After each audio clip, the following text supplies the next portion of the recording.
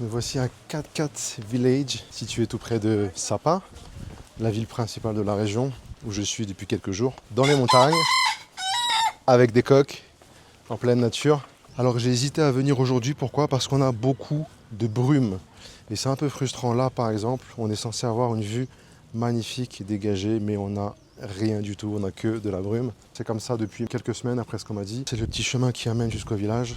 Alors c'est payant, c'est un accès qui coûte à peu près 5 euros. C'est effectivement très touristique. On ne dirait pas vu que je suis le seul. Je suis venu exprès l'après-midi. Il y a plein de monde le matin. Là, je dis pas qu'il y aura personne, mais c'est quand même beaucoup plus calme. Il faut savoir qu'il y a une cinquantaine d'ethnies au Vietnam. Et c'est une ethnie qui habite ici, dans ce village. Alors comment prendre des photos d'un village authentique vietnamien malgré une brume omniprésente? On va voir ça.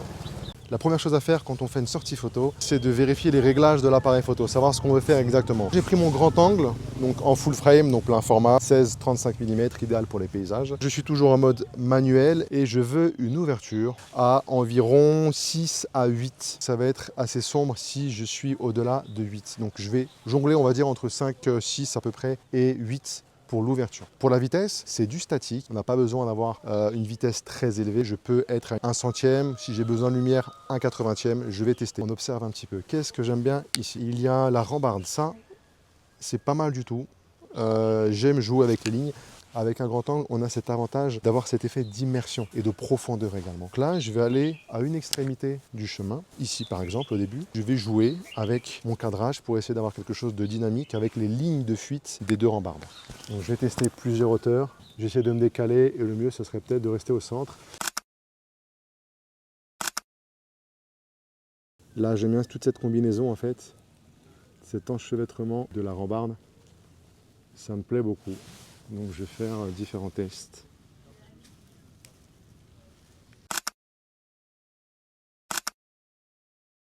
La contre-plongée parfois ça peut être intéressant. Là j'ai pris un peu de hauteur avec l'escalier. Donc j'ai testé la contre-plongée. Ça c'est pas mal du tout. On a une espèce d'arche comme ça, une espèce de couloir. Je vais me retourner pour qu'on puisse voir. En bambou. Et là on le voit juste à la vidéo qu'on a un effet de profondeur qui peut être top. J'ai un 16-35, donc je vais me mettre au maximum à 16 et je vais essayer d'être le plus droit possible et je vais jouer une fois de plus avec les hauteurs et donner vraiment cet effet de profondeur.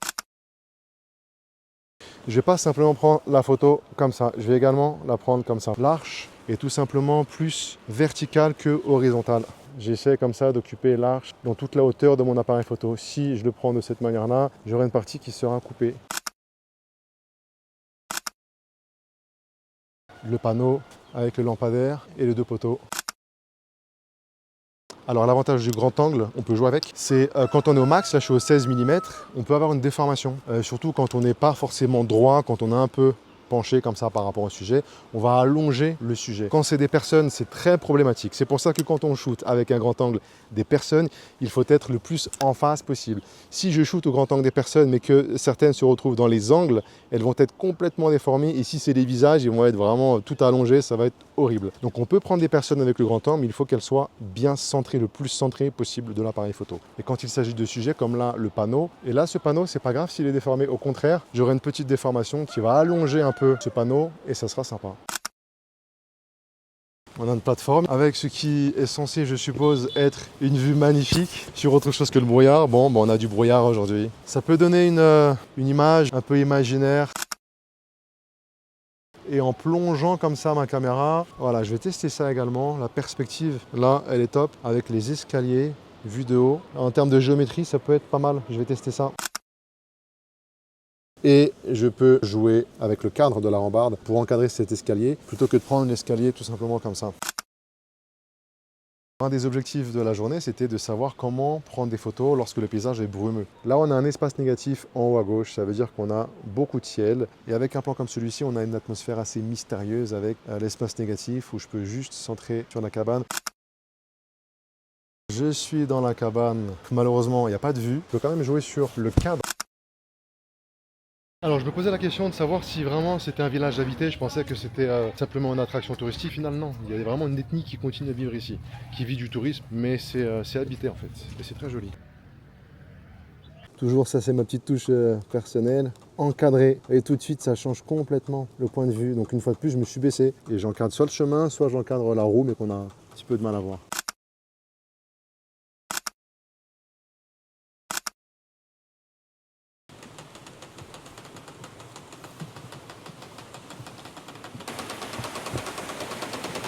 Je vais également tester des plans en me baissant et en essayant d'avoir un cadre proposé par l'arbre, par les branches.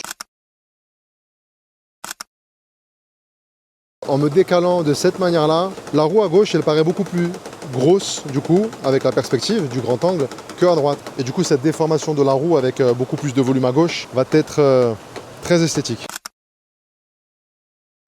En même temps, je vous fais profiter des alentours. C'est magnifique. Donc là, on a des champs. Ah, c'est vraiment super agréable d'être ici. Là, c'est vraiment un plaisir d'être dans le Vietnam rural. Waouh, le décor, il est somptueux. Je suis tout seul en plus. Je me suis un petit peu éloigné du centre touristique du village. Et c'est super joli. Il y a un charme incroyable.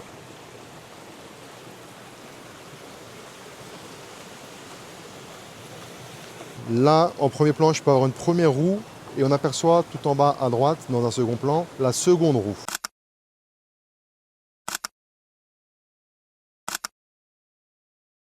J'essaye toujours d'observer, que ce soit dans la nature ou dans les villes, les formes. Les formes ajoutent quelque chose de spécial, du volume, du dynamisme, et ça, j'aime beaucoup. Je vois toute cette courbe qui va entourer le jardin. C'est très sympa avec ce contraste de couleurs entre le marron du pont et le vert des cultures. Et je peux aussi essayer de placer dans le cadre, ce que vous voyez là-bas, la roue, je vais la placer en haut à gauche.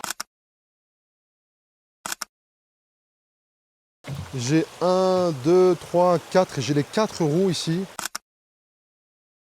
Et là, j'ai un cadre formé par le pont. J'ai un sujet, c'est ma roue. Et là, tout de suite, ça change complètement. L'œil est attiré par le sujet grâce au cadre. Après, il faut centrer pour avoir une bonne symétrie.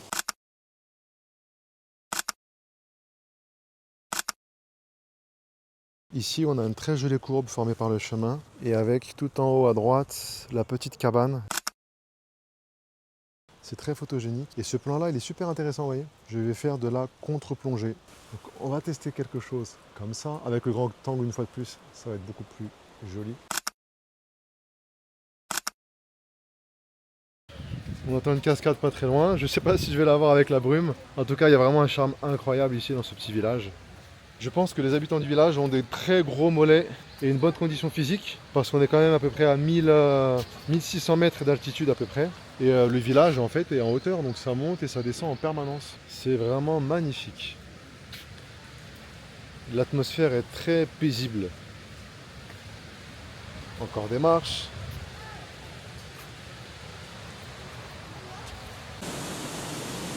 Le chemin qui mène à la cascade. Là on a une fresque sympa.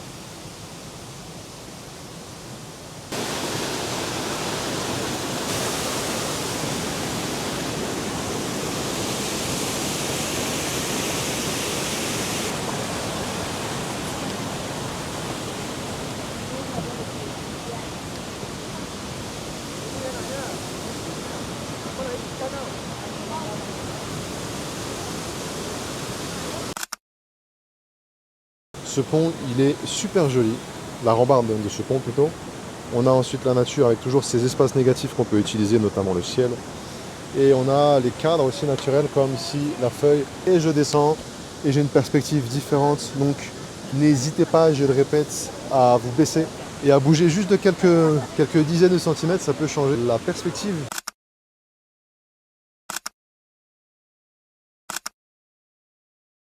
Alors là, je me retrouve en hauteur. Une fois de plus, la brume m'empêche de profiter du spectacle.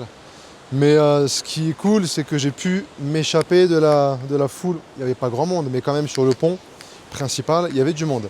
Et n'hésitez pas à prendre des chemins que les gens ne prennent pas. On a cet instinct grégaire dans la nature humaine de rester avec les autres, de faire comme les autres. On a un sentiment de sécurité. À choisir, en fait, vous avez deux chemins. Un chemin où tout le monde va et un autre chemin où personne ne va. Quel chemin la plupart des gens vont prendre? Celui où tout le monde va, en fait. Ça paraît logique. Et n'hésitez pas, quand vous explorez des lieux, surtout comme celui-ci, c'est pas dangereux, on est tranquille, là on est au Vietnam. N'hésitez pas à prendre des chemins, des petites routes comme ça. Vous voyez un escalier, même si personne n'y va, justement, allez-y. Allez-y et là vous aurez la paix. Là je suis tranquille. J'aurais pu prendre de très belles photos, avoir un spot magnifique mais malheureusement la brume n'est pas en ma faveur. Et on continue la visite du 4x4 Village.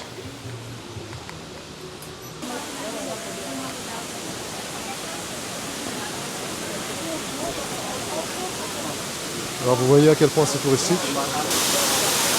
Je vais quand même me balader un petit peu. Je vais quand même essayer de prendre quelques plans intéressants. Bon, malgré le fait que ce soit blindé de touristes, il y a un charme incroyable ici.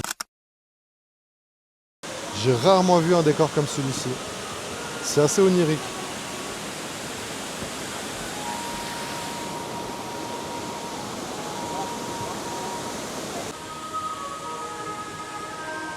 L'atmosphère est vraiment géniale ici.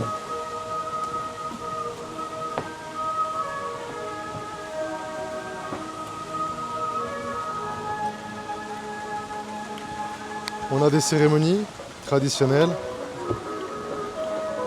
Alors je pense qu'elles sont faites juste en démonstration pour les touristes.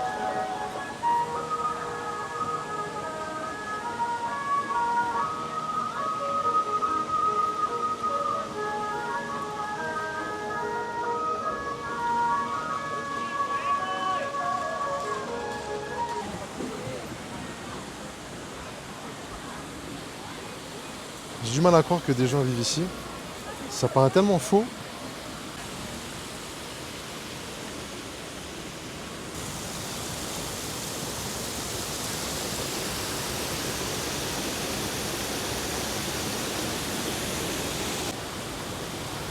Là, je vais balader mon grand angle un peu partout, en essayant de jouer avec la rambarde, en essayant d'avoir un maximum d'éléments.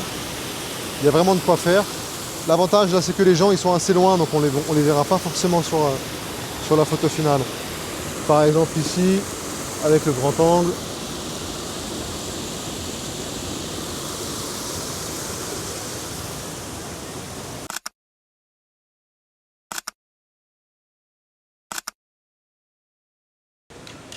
On a le reflet avec la lumière et également le cadre. Je peux essayer d'avoir les deux. C'est le point culminant de ma visite au 4x4 Village. C'est vraiment magnifique. J'adore l'atmosphère ici. Même si c'est touristique, ça vaut vraiment la peine d'y aller. Il y a la cascade derrière. Et une deuxième cascade ici. C'est vraiment un endroit incroyable. Et c'est dans ce décor magnifique que la vidéo s'achève. J'espère que vous avez appris des choses sur la photo une nouvelle fois. Et on se retrouve bientôt pour une nouvelle vidéo, toujours ici au Vietnam.